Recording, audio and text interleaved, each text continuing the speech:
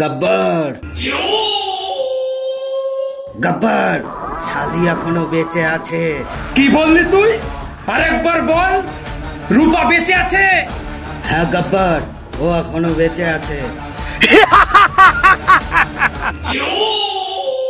বুদ্ধির সাথে সাথে তোদের চোখ দুটো কি গেছে নাকি?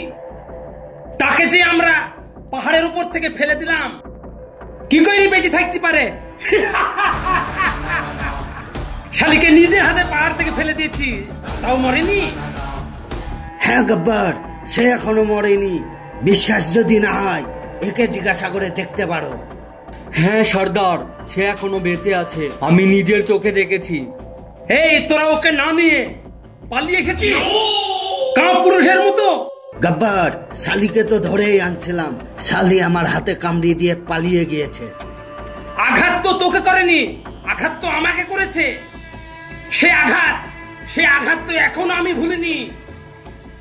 ও শালি আগুন রে আগুন, আর পালিয়ে যাবে কোথায়? গব্বরের হাতে ধরা পড়তে হবে।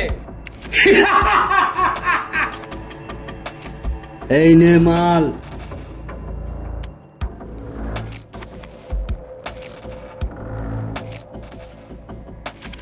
সর্দার, ব্যাগে তো কোনো মাল নেই।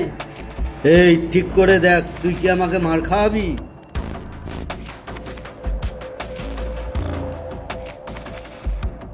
গব্বর, আমি তো মাল এনেছিলাম। তোমার যদি বিশ্বাস না হয় তুমি ওকে জিজ্ঞাসা করে দেখো। 1.5 কোটি টাকার তুই খালি ব্যাগ এনেছিস?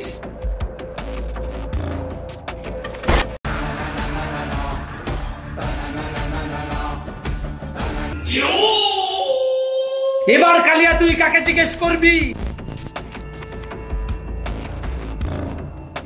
আসলে আমি যদি মালার মেয়ে না পাই, জিন্দা কবর দেব। কথাটা যেন মাথায় ঢোকে। যা এখন। সর্দার, শেরকে ধরার জন্য কোন জাল বিছিয়েছে জানো? মেলা লাগায়া মেলা। আমাদের গুলি বারুদ আমাদের ওপরেই চালাবে সর্দার।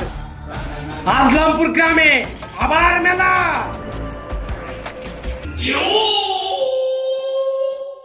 মেলা লাগাবে মেলা। চল আজলামপুর গ্রাম আগুন লাগিয়ে শেষ করে দেবো। চল।